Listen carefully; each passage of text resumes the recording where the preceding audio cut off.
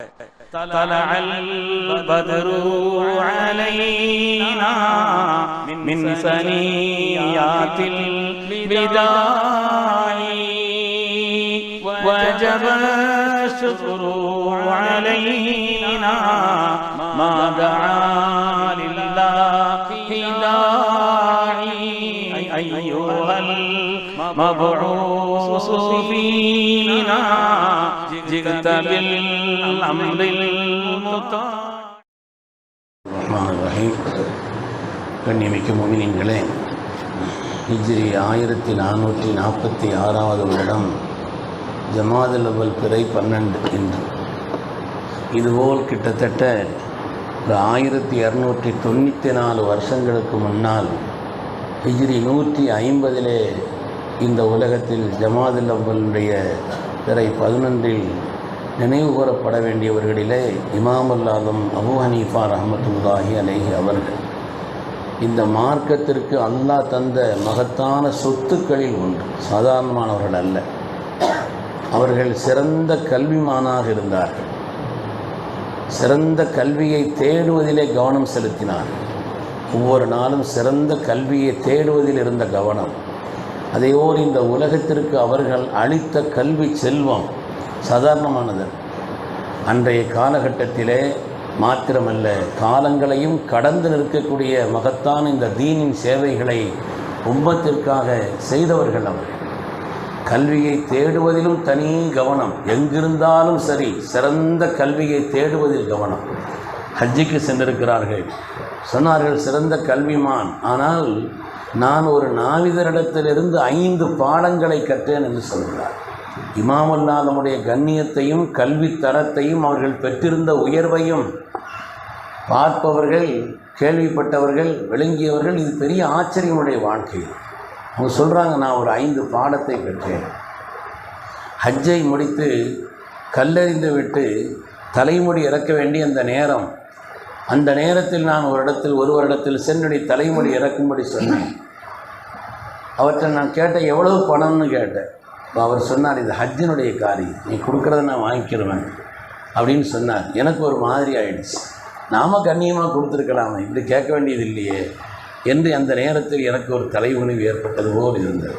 சரி, தலைமுடி இறக்குங்கள் என்று நான் தலையை கொடுத்தால் அவர் சொன்னார், நீங்கள் கிபிலாவை முன்னோக்கி அமருங்கள் என்று சொல்கிறார். அப்போதான் அவருடைய மார்க்க பக்தியையும் பார்த்து நான் ஆச்சரியப்பட்டேன். கிபிலாவை முன்னோக்கி அமர்ந்தேன். தலையை சாய்த்த நேரத்தில் அவர் சொன்னார், கண்மணி ரசூலுல்லாஹி ஸல்லல்லாஹு அலைஹி வஸல்லம் ஒரு தலைமுடி இறக்குகின்ற நேரத்தில் முதலாவது அவருடைய வலது பாகத்தை தானே இறக்கினார்கள். நீங்கள் உங்களுடைய இடது பாகத்தை காட்டுகிறீர்களே, வலது பாகத்தை காட்டுங்கன்னு சொன்னாங்க. வலது பாகத்தை நான் காட்டினேன். அதற்கு பிறகு நான் தலைமுடி இறக்கி கொண்டிருக்கக்கூடிய நேரத்தில் அமைதியாக இருந்தபொழுது அவர் சொன்னார், இன்று தக்பீருடைய அந்த நாட்கள், உங்களுடைய ஹஜ்ஜினுடைய முக்கியமான காரியத்தை நிறைவேற்ற இருக்கிறீர்கள். எனவே நீங்கள் சும்மா இருக்க வேண்டாம், தக்பீர் சொல்லிக்கொண்டும் அல்லாஹுவை மகிமைப்படுத்தி கொண்டும் அந்த வார்த்தைகளில் ஈடுபடுங்கள் என்று சொன்னார். நான் வெட்கப்பட்டு போனேன்.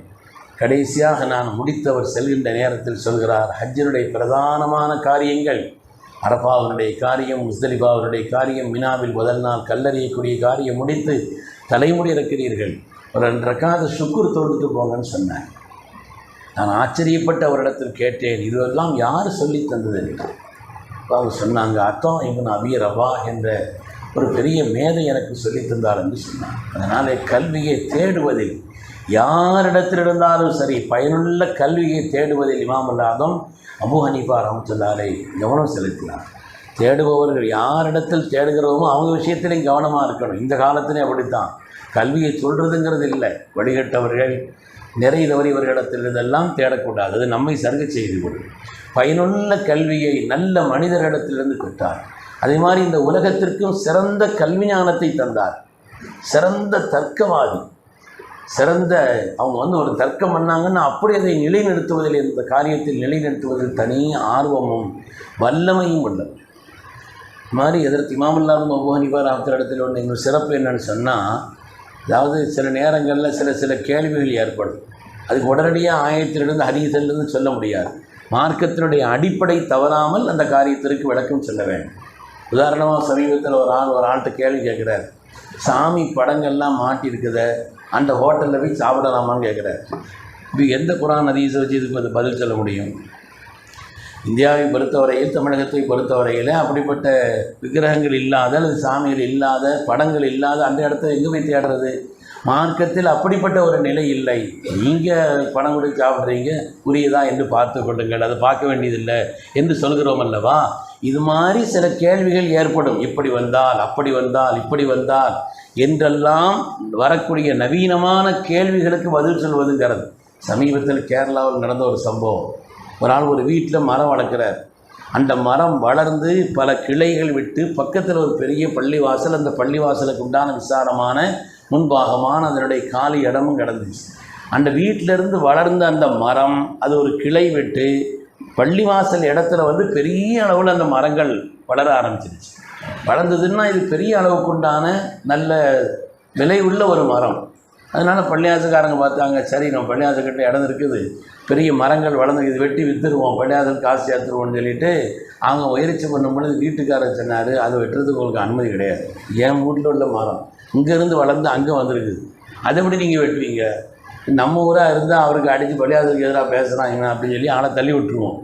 ஆனால் அந்த ஊரில் உள்ளவங்க உடனே சரி நம்முடைய இமாம்கிட்ட கேட்போம், இதனுடைய சட்டம் என்ன, என்னுடைய விஷயம் என்னன்னு கேட்போம்னு சொல்லிவிட்டு இமாம்கிட்ட போய் கேட்ட உடனே அவர் இப்போ எந்தக்கு தான் அவர் பார்க்க இது போயின்னு சொல்லி அவர் யோசிக்கிறான். கடையில் தன்னுடைய உஸ்தாத் மீராங்குட்டி முஸ்லியாருன்னு சொல்லி தன்னுடைய உஸ்தாத் இடத்துல போய் நாங்கள் கேட்டு வர்றதுக்காண்டி அவர் போன தன்னுடைய உஸ்தாதிட்ட போய் கேட்டாங்களாம்.